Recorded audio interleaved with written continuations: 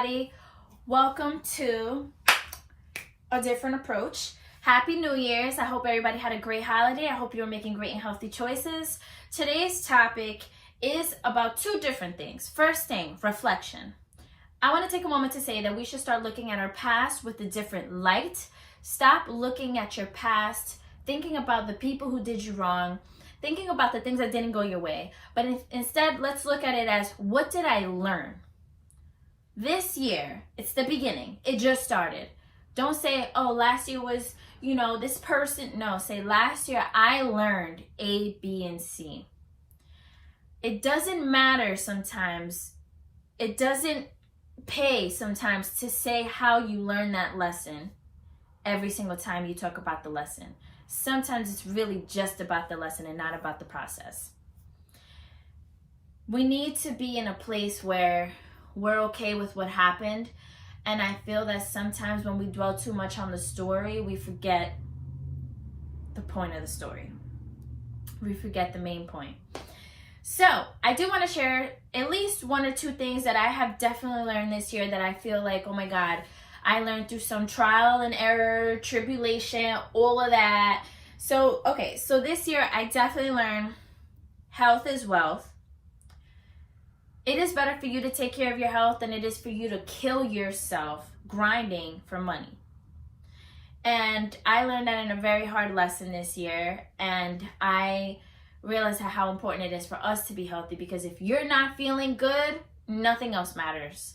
Nothing matters.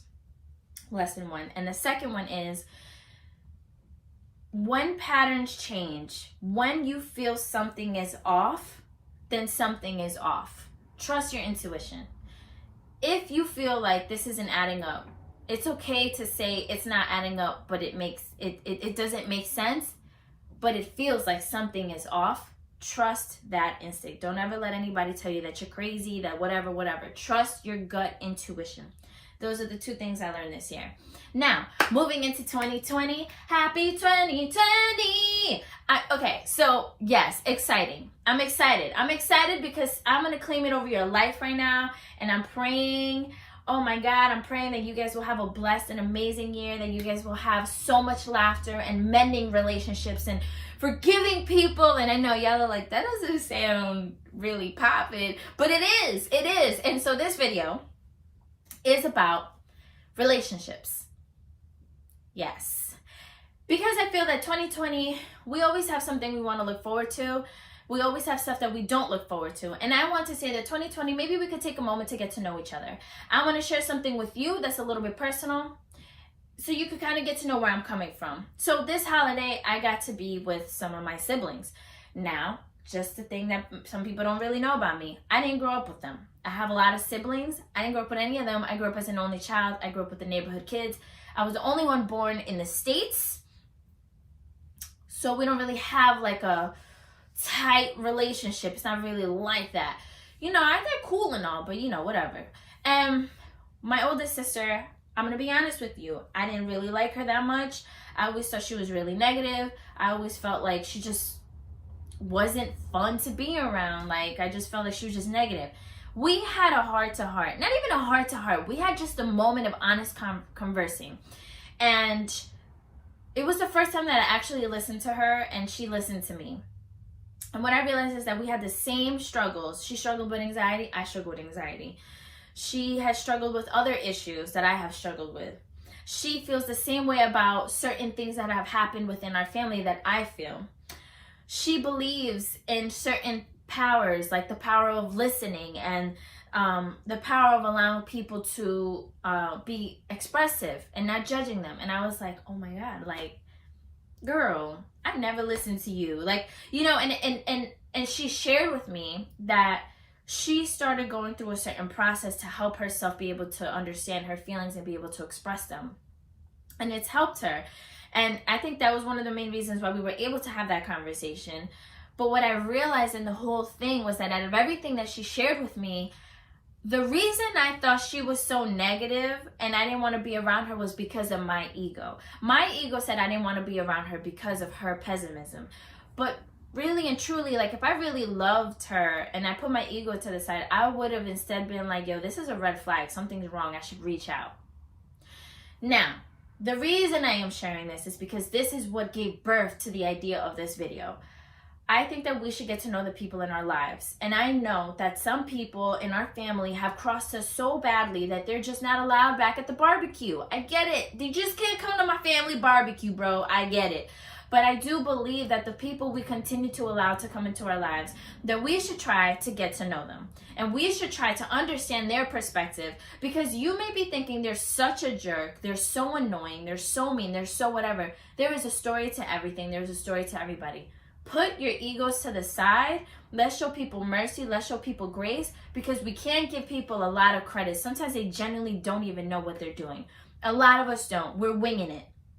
And some people work off the cuff, just doing what they grew up seeing. And sometimes we need to show people a different way. We can't change people, but we can inspire people, and we can love people through it all.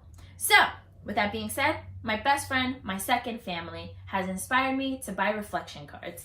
And I'm going to put you on today. The reason is because I feel like these are great cards for you to really get to know somebody. And like, I think a lot of times we think we know people, but when you really think about it, you really don't know people. Certain things just never come up that you never really have to talk about. So the first one is empowering cards, and I'm showing you just in case you want to get it. I got it on Amazon.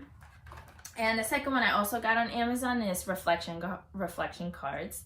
And now what I do is I bring them out. If I have brunch, lunch, dinner, whatever, with any of my friends or whatever, I just pop them out and I ask questions.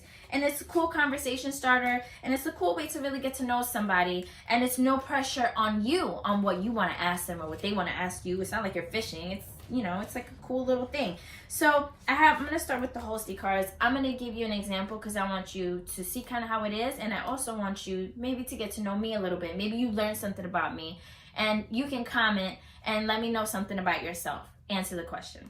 So let's see. I'll pick one, a random one out. So these cards, it's like the color part is deep questions, and the white part is kind of like the shallow question. Let's see here. I'll go deep today. The question is, what is something creative you did when you were younger that you no longer do? Why don't you do it? When I was younger, one creative, I was always kind of, I used to get in trouble for this a lot. I used to come up with games.